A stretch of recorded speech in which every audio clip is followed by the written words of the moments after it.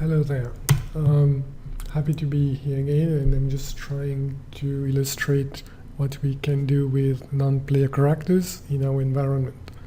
So here I've placed a group of NPCs, non-player characters, in the world, and I'm going to illustrate with a few examples how we can actually control them.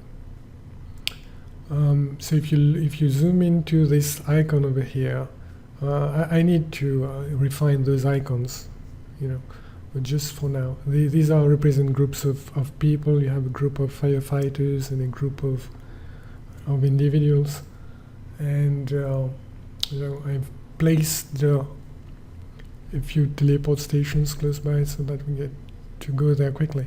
The red icon is a building with pre-populated non-player characters. You have also a big building that I've put on the right. That's because I want to show you how it's possible to interact with characters, in a given setting. So these are the NPCs, the non-player characters, and you can see here a group of firefighters. There's another one in the back. And I'm going to come into the other room of the other building here. You can see the students sitting at their desks, and there's a teacher on the right. So you can have the option of creating objects that are already pre-populated. That saves a lot of time. Otherwise you'd have had to pick your non-player characters and make them go into those places. Now I'm going to show how we can select a group of characters and make them and control them, basically. So here, very simple. I'm trying to make a group of firefighters go to another place, and you can see that they are going to walk towards that place. One thing here is that we are trying to really add more intelligence into the objects that we are controlling from behind the curtain, as it were.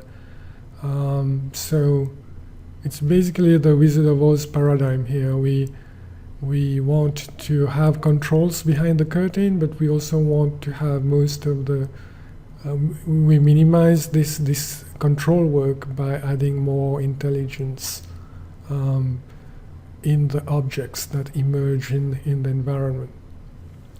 Let me teleport quickly to the group of people that I want to interact with. So I have this group of individuals here and a group of NPCs, and I'm going to select one person. I'm not a fan of using menus. I might have said that earlier. I hope that in the future we'll be able to interact with them via speech, maybe.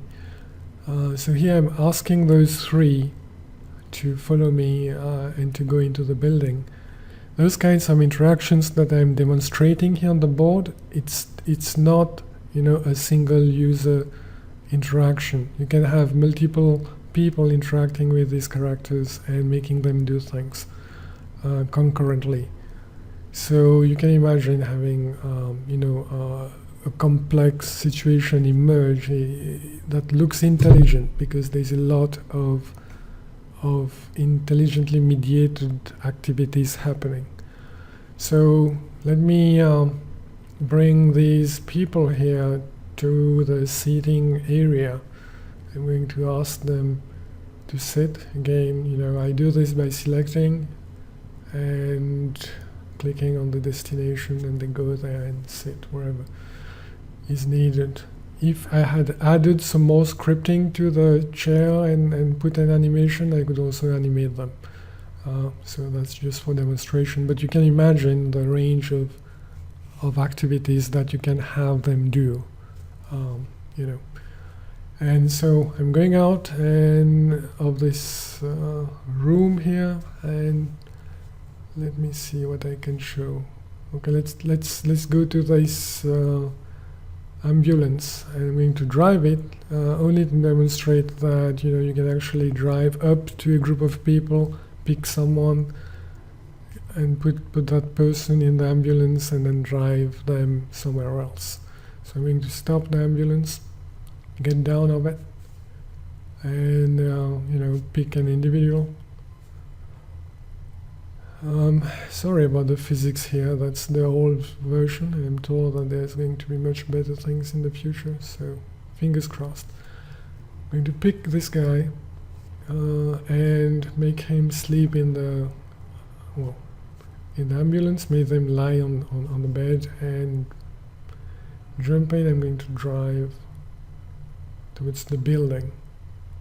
Okay, all this was just to give you a very basic idea of the kind of interactions that you can have with non-player characters. Thank you.